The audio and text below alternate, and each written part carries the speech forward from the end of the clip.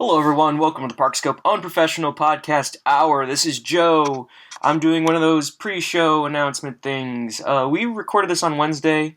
It was a little low-key. We were on such little sleep because of this hurricane and worrying about stuff. And oh man, we were all really tired and exhausted. But there's a really good discussions had. So I was sitting on it for a while thinking, yeah, should we release it? Should we not release it? I don't know. So I'm just going to release it now. No hype. It's about 30 minutes long.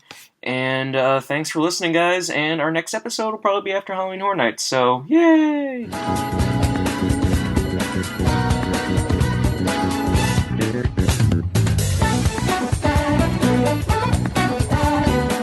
Hello, everyone. Welcome to the Parkscope Unprofessional Podcast Hour. Oh, that'll never get old. My name is Joe, and joining me is Ann. Ann, how are you doing? I am good. I lost my voice. That's not good. It's okay. Is it yelling? Kids make fun of me. Oh, is it because No, you would have thought I would have been yelling at my students, and that's why, but it's not. They're sweethearts. Instead, you're yelling at Mike. That's why. I don't know what it's from. I don't know. Okay. Also joining us is Mike. Mike, how are you doing? I'm a little bummed out and I'm recovering. Yeah. Yeah, I mean, so we're recording this on Wednesday, and not to instantly date ourselves, but we pulled the plug on the trip for this week, at least, to Orlando. Yeah, after a lot of hand-wringing and grief and stress. And a lot of stress on your end, may I add. I've not been getting much sleep recently because I get wound up about this stuff and I can't fall asleep. I already stress out about trips enough when they're normal, and then this one was just like times 10. Abby normal? Yeah. Yeah, it was. It's been a week or so. Man, it's been real rough. Not as bad as like if you're actually living in Orlando, but yeah. Well, at least the good news is we all got to. Well, all of us except for one got to actually delay our vacation, and we're good to go. So that's the good news, I guess. Mm-hmm. I'm thinking. Otherwise, hopefully everybody makes it through okay, and there's still a chance house to go through next week too. I don't see a reason why not. I think that's more pessimism on some people's parts about those houses. But those tents. We'll get to that. Or do you want to just talk about it right now? I don't know. Sure, let's talk about it right now. So, yeah, we're talking about the hurricane. This one seems real bad. It's Category 4. It's, I don't know how far is off the coast. It's supposed to make landfall tomorrow evening, I think, or Friday morning. Yeah. Something like that.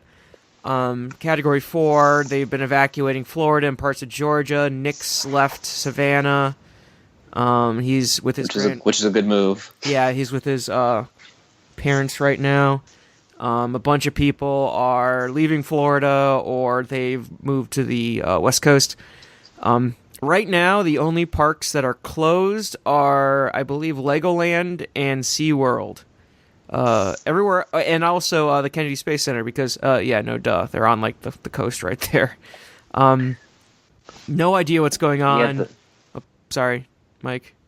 The SeaWorld closure is really the one that kind of set all our wheels in motion to postpone our trip, because that was kind of like I guess that was the straw that broke the camel's back. We figured the other two would kind of follow suit, but or at least it would so far it would mirror what the other two would do later, I think.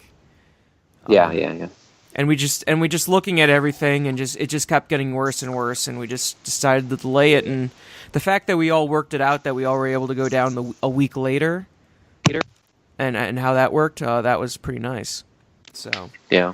So right now, I guess the difference between SeaWorld and Universal and Disney is that Disney and Universal will actually make money by staying open, whereas SeaWorld is probably going to make money by closing. Yeah, maybe. Oh, excuse me. Sorry, I'm exhausted from these past few days. I'm going to sleep real well tonight. So right now, Universal and Disney have not announced closures. I expect they will soon. Actually, no, I'm sorry, I'm incorrect.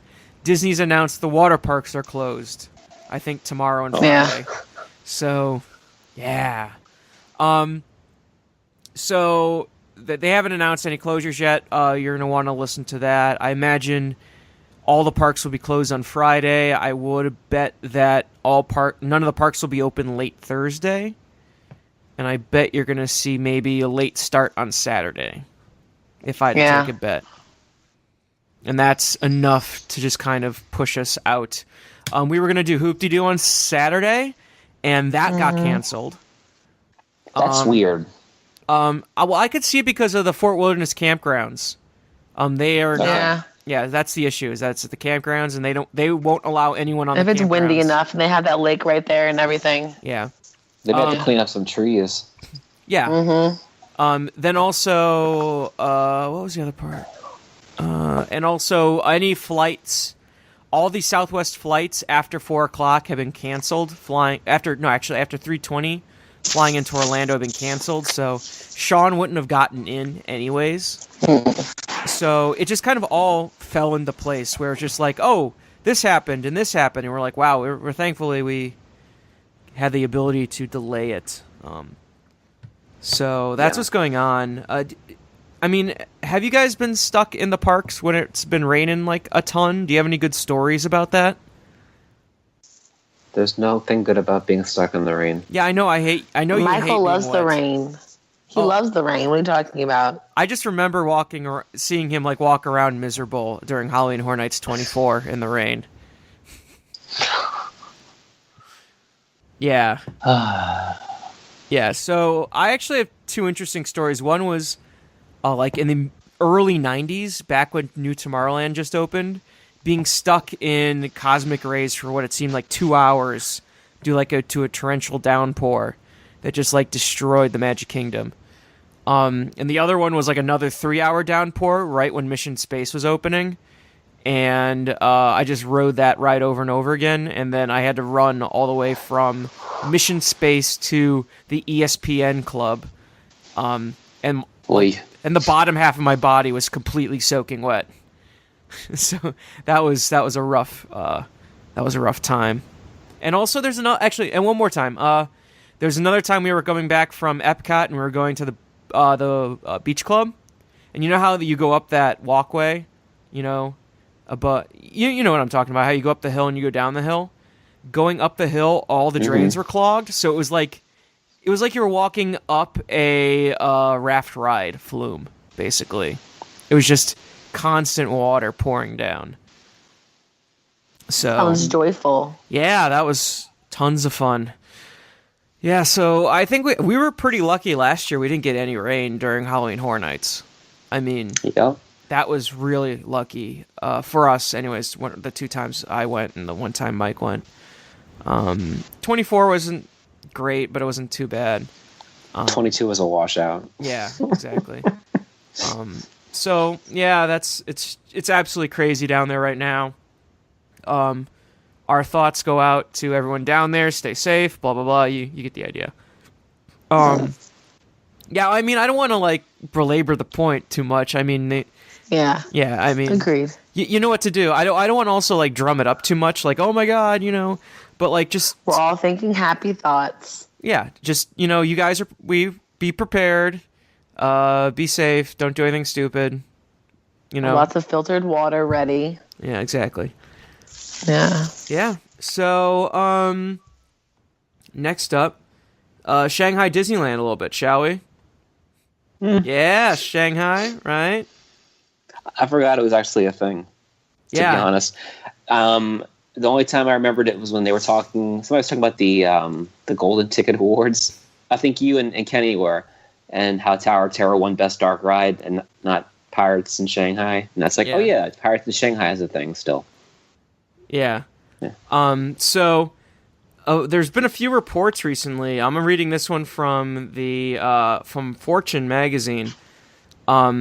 It's reporting that Shanghai Disneyland is averaging roughly 20,000 visitors per day since it opened. which would give it a daily attendance of 7.3 million a year, which is roughly more in line with what I hear Disney Hollywood Studios and Animal Kingdom get a year. No way. Yeah, who'd have thought? Not the 10 plus million a year. Who'd have thought? But so Bob Chapek threw in a quote as an update to this article saying, the recent report speculating that our attendance is meritless, our financial results during the first 100-plus days of operation have exceeded our expectations, and guest feedback has been extremely strong, establishing a foundation upon which to grow, which basically had nothing to do with attendance. He's like, the recent speculation is meritless. Everyone likes what we're doing, and we're hitting goals, and we're setting a foundation. Okay, so what about the attendance? We're hitting expectations. So it's you're not actually touching on it. It's like saying, well, how many iPhones did you sell, Mr. Cook? Well, everyone loves the iPhone, and everyone's taking great photos with it. Okay, well, that's not the question we asked, but thank you for that. So, yeah, Shanghai, if they're getting... I think 7.3 is still not too bad, but, like, I don't know. I don't know, really. Shanghai's such a weird one, especially with Hong Kong having issues. I don't know what to think of it. What are you thinking, Mike? I think China doesn't have a big enough middle class, and Disney is still not entrenched enough. I think the entrenched part is a good point, because they're supposed to launch a network in China before Shanghai Disneyland, and that never happened. And there may not be enough stuff for people to do. Yeah, that too, and the whole entire the how how they have that housing boom going on, not the housing but the development boom, I would say. How that's a bubble, so you never know. Yeah. So, this is another great one. Bob Iger said, in fact, it delivered more attendance in the first 100 days than most parks we've opened over the history of our theme parks. Again, that's not saying very much. Especially when you open most of your parks either in February or the middle of fall. And not summer. So, I mean, the good news, I guess, is that they're showing that people like it and they want to come back and they're happy and it's establishing a brand. The bad news is a lot of those cuts that were made to get Shanghai Disneyland open may stay around or may intensify more. And if, Parks and Resorts doesn't do well, it's like, as our buddy Shuck said, like, I wonder if they think they can dust off those, Star Speeder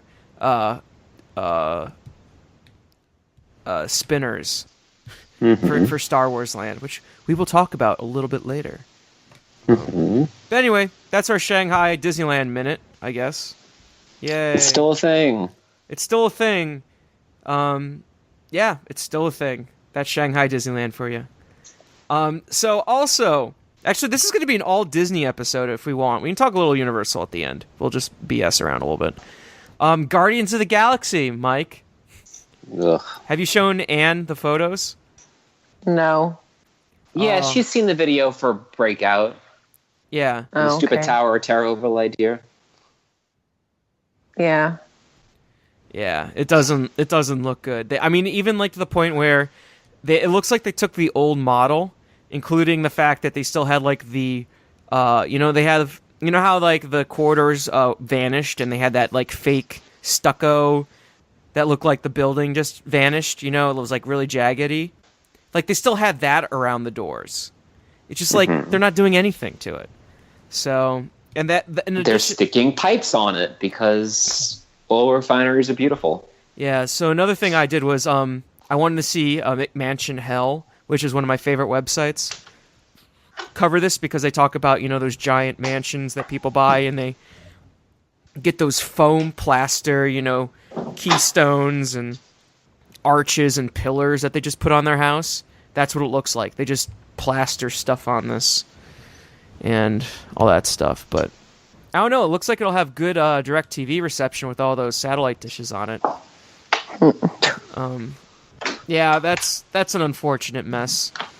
That's up there with the Disney's Animal Kingdom is like fifth park at night. Oh boy. Womp womp. Jeez.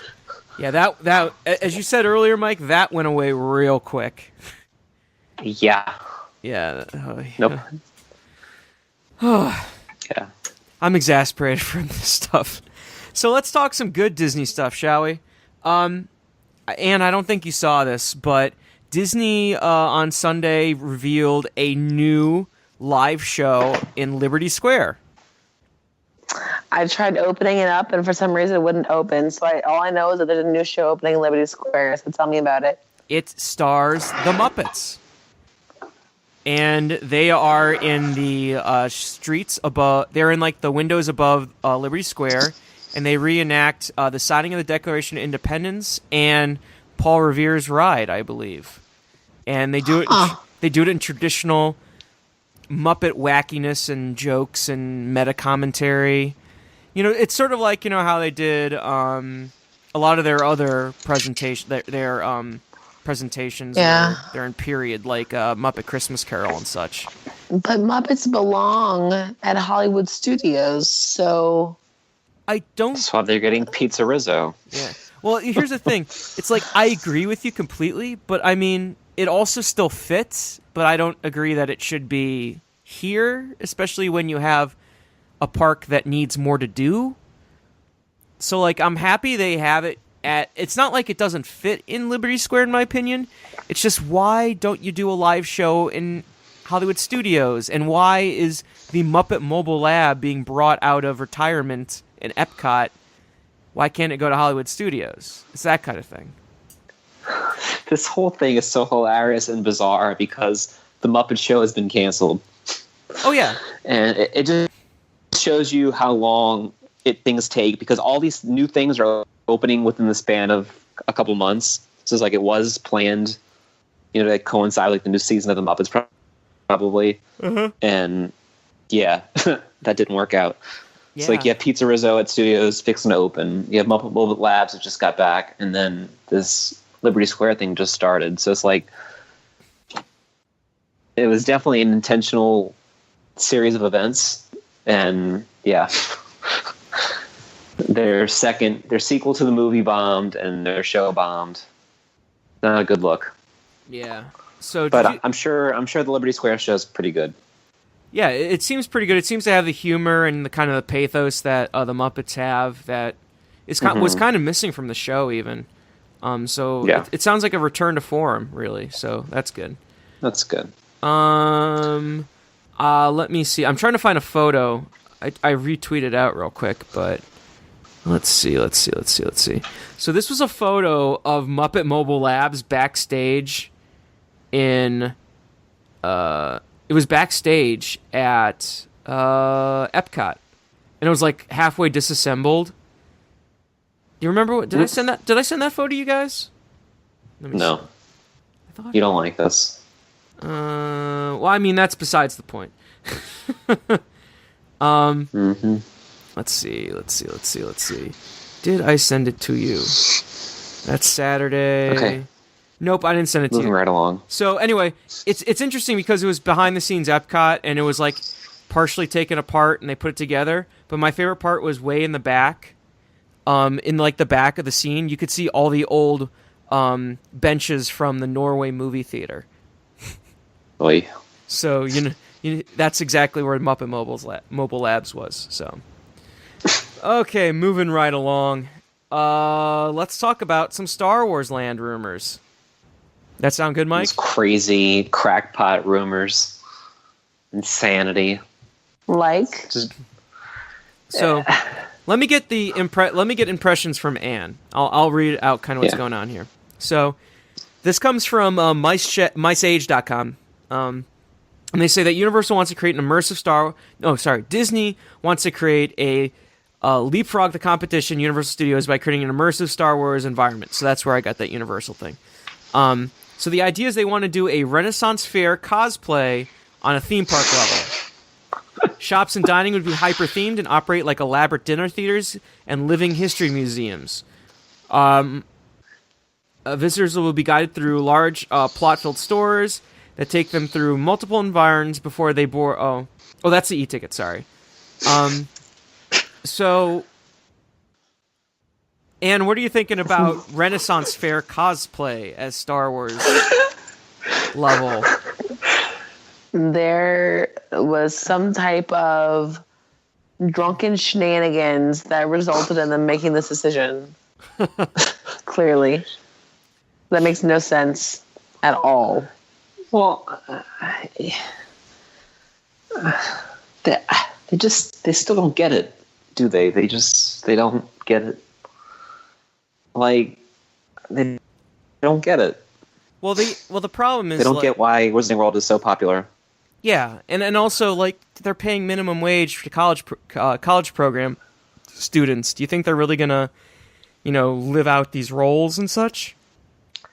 Well, and then it's not really practical in that with those kind of crowds they should be expecting, and I don't know.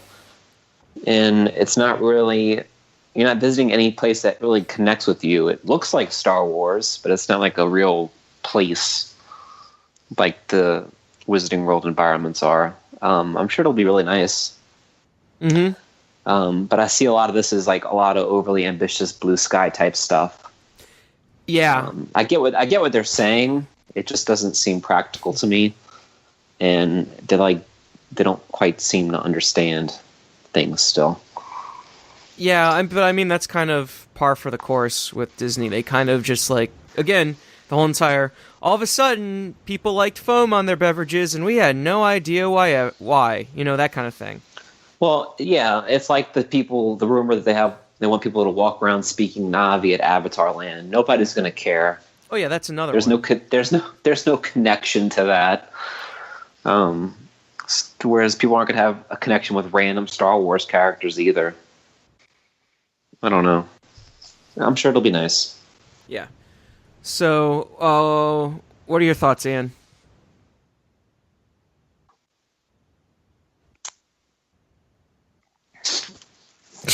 I don't know.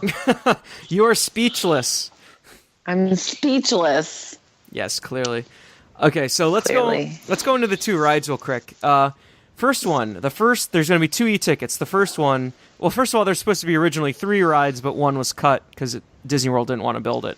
So, the first e-ticket, visitors will be guided through a long, plot-filled stories that will take them through multiple environs before they board their ride vehicle.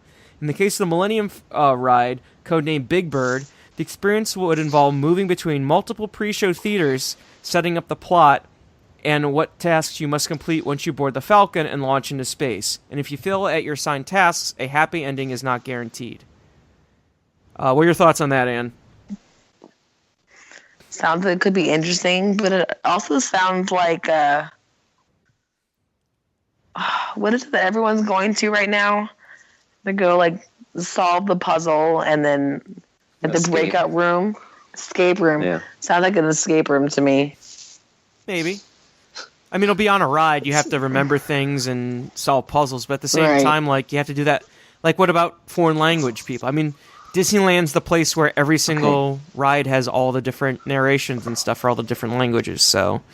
Again, it's overly ambitious, and then it's a lot of work for the guest. It's just a lot of work. It's First of all, you're assuming you care. You have to care, you have to speak the language, you have to understand what's going on, you have to pay attention. You might get stuck in a room, might speed through a room, and... it just doesn't work. You can walk through the Forbidden Journey queue and not hear a damn word because chances are you won't, and you'll still enjoy the ride. Mm-hmm. This sounds very chaotic. Yeah. Well, I mean, remember they were going to... the part where you you abandon the ride vehicle halfway through and then walk up a flight of stairs and get back on a ride vehicle. We're getting to that one. We're getting to that one. So... this reminds me of the original concept for Mission Space and how you could fail the mission. Remember that? Mm-hmm. That I reportedly was cut down. So I don't know if this whole entire you could fail thing would stay. Mainly because it's not. Because that's all. Because then it's not a good thing, and then that's all they're going to ride. They're just going to ride that one time because they just think that's the end of the ride. The only one that actually does that is Men in Black, where if you don't score well, you lose. But you still lose. You never get your suit. You never, you'd never remember your experience. You always get wiped at the end. Well, maybe you're just really bad at Men in Black. No, I'm sorry. I'm really good, Mike. I suck. Yeah, there you go. So Anne, the next ride is a Stormtrooper Battle Escape ride. This one's going to be like Spider-Man from here, but it's going to be interactive. So here's what they want. WDI wants you to rush to your wireless and trackless vehicle and board, and then disembark and reboard the vehicles on different levels of the massive ride building several times during the course of a long experience, all while under attack by stormtroopers. The pit currently being dug deep into the ground on the Alcatraz site is required for the elevator mechanism that will make the multi-level ride possible. Imagine riding Transformers. Yeah, exactly. Imagine riding Pirates of the Caribbean, but getting off your boat in the caverns to explore the skeletal remains, get back on your boat quickly when you hear Barbossa attacking the fort, sailing along until you get out of your boat a second time in the auction scene to interact with the panicky townsfolk for a while. Then you reboard your vehicle quickly when the fire breaks out to escape by sailing through the ride's finale. As an additional piece of reference... How about no? Yeah, so this Agreed. This one also says that there's going to be 150 audio animatronic stormtroopers in this ride. By comparison, Pirates only has 75. Yeah, there's just no way. So one thing that was brought up, I heard on several that was brought up by several people, is that I think that Mice Chat's getting their information confused here. That there will be possibly moving pre-shows or pre-shows that may like Gringotts. Like one of the pre-shows technically moves, but is not part of the ride. So maybe that's where they kind of got their things kind of mixed up. Like you actually move between several, that's what it sounds more like. It doesn't. I think they're over explaining the whole entire you board and disembark ride vehicles. I bet you ride on a ride vehicle and disembark once, and that's for the end. But there will be pre-shows where there's the fake elevator or there's the moving walkway or various things like that. Yeah.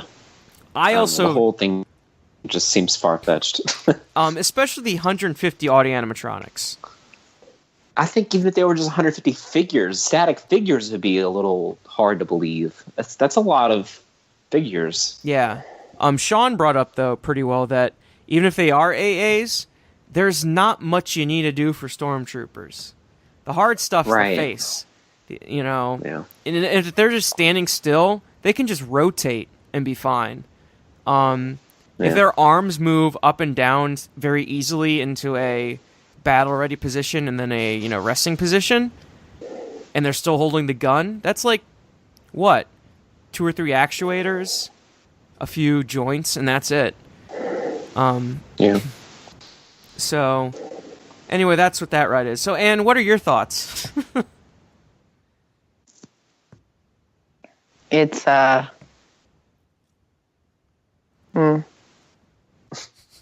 make sense to me. I can tell you're enthralled by the concept. I think when we finally ride it, we'll understand it. Mm-hmm. Yeah. It's just not something you could explain that well. I'm also very exhausted right now, so my brain isn't totally here right now. Okay, yeah, well, we're all tired as all get out. Yeah. Okay. So all the rides are going to have roughly, they're saying 1,500 riders per hour. Compare this to like Forbidden Journey's 2,000 or so, and I think that's roughly the same for Gringotts, around 2,000 or maybe a little more. Yeah. So that's all we really have for the show notes. Show notes. Do you guys want to talk about anything else? Universal, any? No. I just feel like they're putting too much into Star Wars, maybe. Well, how so? Like maybe like I think those rides. Well, Millennium Falcon ride, I don't know, but the First Order ride, just if that's true, seems too ambitious, and maybe it would be better served to have an extra attraction somewhere else in its stead. Like instead of having one, oh my gosh, mega attraction of all time, have two really solid e-tickets. Mm-hmm. Not necessarily two Star Wars, like one in Star Wars and then one somewhere else for something else, instead of some rinky-dink Toy Story Land. Okay. I don't know. I think another thing is capacity. Like, if you had 3 rides, that's more capacity than having these 2 e-tickets. Like, I would rather have the Pirates from Shanghai at Hollywood Studios and 2 Star Wars e-tickets than one Star Wars e-ticket and the Star Wars, oh my gosh, E-squared ticket. Okay. I don't know. Like, this sounds like a $2 billion attraction. This one First Order ride, if what they say is accurate anyway. Yeah, that's the issue. I don't think it's accurate. I mean, the ride descriptions match what I've been hearing, but not necessarily the audio animatronics and boarding and disembarking and all that stuff. So, Yep. Yeah. Well, I'm excited for a week from now. Yeah, I mean, we're going to be in Orlando. We're going to be together. We're going to hang out, have a good time. We're going to have fun yet. Yeah, it's going to be dry. We're going to be, we'll go to Toothsome. We'll hang out. We'll have a good time. Yeah. Yeah. So, Anne, are you excited to go to your first Halloween Horror Nights? And Oh, she fell asleep on us, I guess. Oh, well. She must have muted herself, or she's gone. I don't know. Anne, Yeah. are you excited about your first Halloween Horror Nights? I am. I've never been a huge haunted house person, but it sounds like it's going to be a blast, and I'm looking forward to it. Cool. I'm going to be a stereotypical girl, and I think that everyone's going to find more joy in watching me squeal than in the actual houses, but we'll see. Cool. Make sure Mike goes in front of you.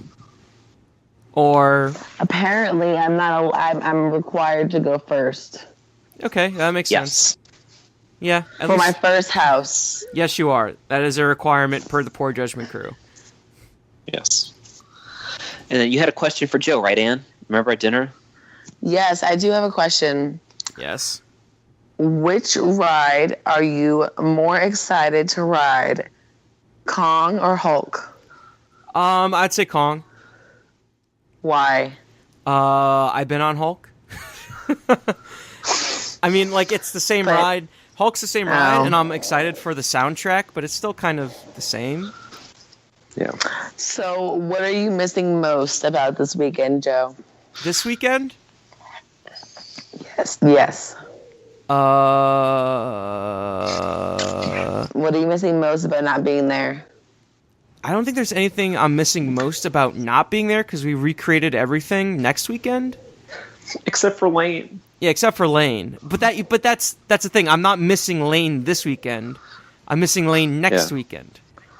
Okay, Joe. If you could have one thing this right now, what would it be? We can't answer that on the podcast. Yeah, we can't answer that. Okay, I mean, with regards to the park. Yeah.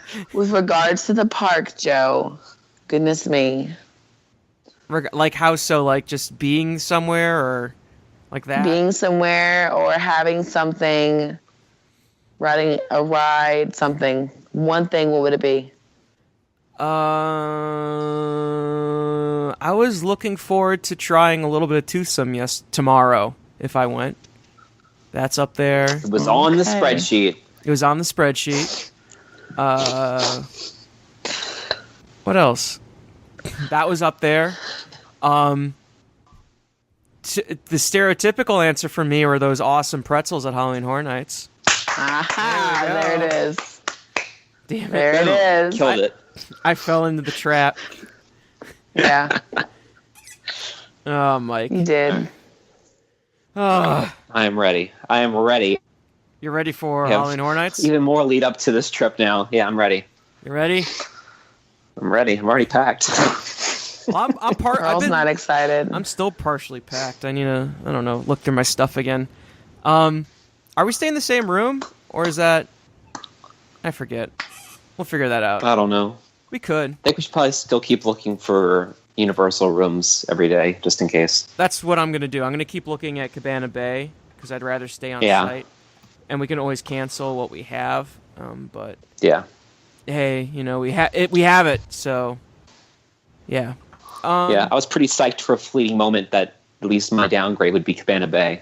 But I guess, yeah. Yeah, they're all booked. It's super serious.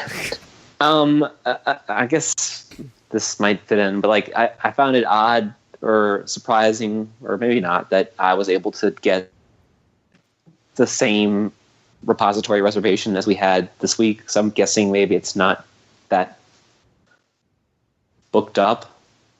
I'm starting to wonder that also, like how popular it is actually.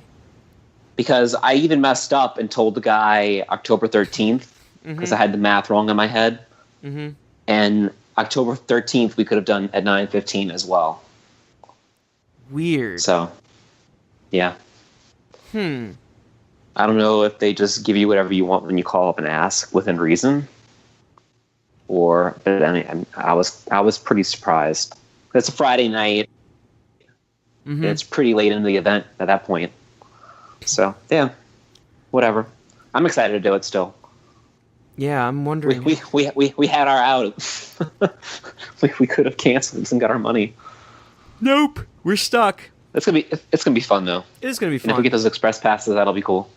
Oh yeah, we do get that one express pass that we can use. So we can use that for American Horror Story or whatever we want to. So we need to try and go through The Walking Dead before Sean comes in.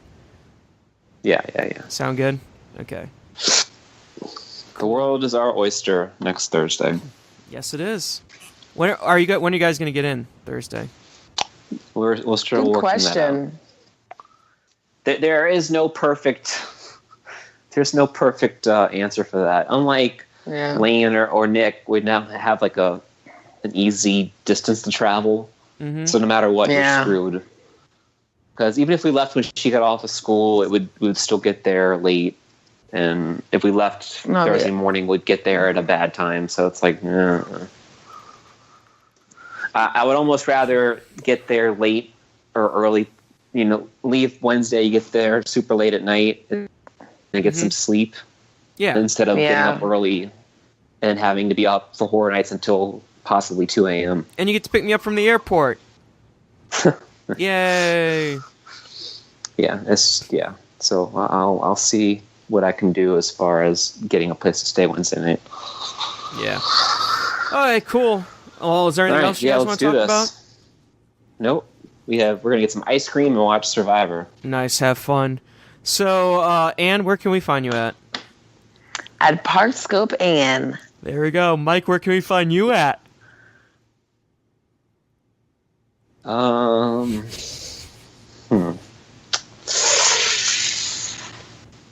At Capped Michael 87. Okay, there you go. You can find me at Parkscope Joe. You can find all of us at parkscope.net and at Parkscope on Twitter. Go on parkscope.net and go click that iTunes link and subscribe, or, you know, I don't know, leave us a review. That'd be super cool. We want more reviews. Yeah. Yes. Yeah. Especially those 5-star reviews after this episode saying everyone was exhausted and sleepy. Yeah. So look, I got a rough life, man. Okay. Yeah. I'm not hating. I can't live it up like Pearl. I know. I'm not hating. I'm just saying. We're all just exhausted from like just are we going? Are we not going? Or just the whole entire week, we're emotionally drained. That's true. Yes. So, Mike, do you want to close us out? Love everybody. Hate every hurricane. Kungaloosh.